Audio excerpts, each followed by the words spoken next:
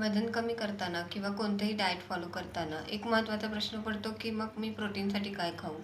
मग नॉन-व्हेज खाऊ का? अंडी खाऊ का? किंवा चिकन, मटण खाऊ का? अशा प्रकारचे प्रश्न पेशंटला पडत असतात.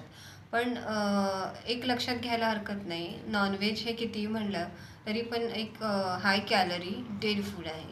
डेड फूड अशा अर्थी, की जर आपण नॉन-व्हेज बघितलं तर त्याच्यामध्ये प्रॉडक्टिव्हिटी अशी काहीच नाही आहे. समजा आपण जमिनीमध्ये काही नॉनव्हेजचं जर रोवलं तर तिथे झाड येणार नाही आहे, जसं की मूग रोवल्यावर येऊ शकतं. ठीक आहे, असा माझा म्हणण्याचा अर्थ आहे.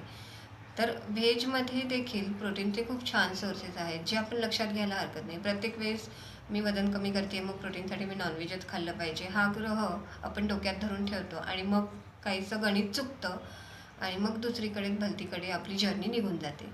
तर व्हेजमध्ये पण खूप छान असे प्रोटीनचे सोर्सेस आहेत, जे आपण समजून घ्यायला हरकत नाही. 4-5 सोर्सेस आपण आज बघूयात, ठीक आहे. तर व्हेजमध्ये आपण महत्त्वाचं बघायला गेलं तर नेहमीच सगळ्यांना माहिती आहे, अगदी शाळेपासून शिकत आलो आहे, डाळी आणि कडधान्य. ठीक आहे. तर कडधान्यामध्ये मूग अतिशय छान आहेत. का? तर मुगामध्ये जवळजवळ 10 अमायनो ॲसिड्स, 9 अमायनो ॲसिड्सपैकी बऱ्यापैकी अमायनो ॲसिड्स हे मुगामध्ये असतात. 7 ते 8 अमायनो ॲसिड्स हे मुगामध्ये असतात आणि त्यामुळे त्याला कंप्लीट प्रोटीन असं आपण म्हणू शकतो, जे आपल्या शरीराला मजबूती देतं आणि बिल्डिंग ब्लॉकसाठी मदत देखील करतं.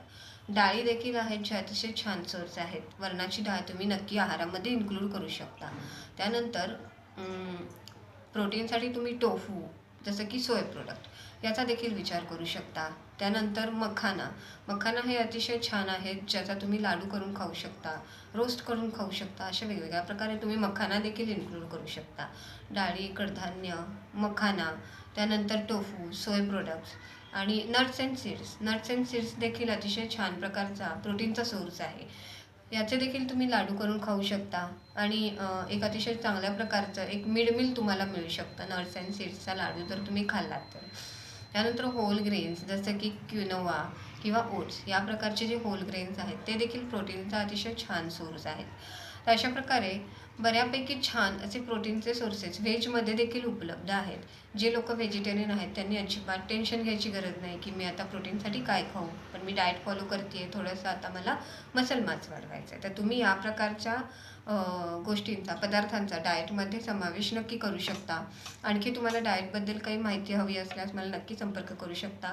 तोपर्यंत स्वस्थ राहा, मस्त राहा. Thank you, bye bye. नक्की लाईक करा, शेअर करा आणि सबस्क्राईब करा. Thank you, bye bye.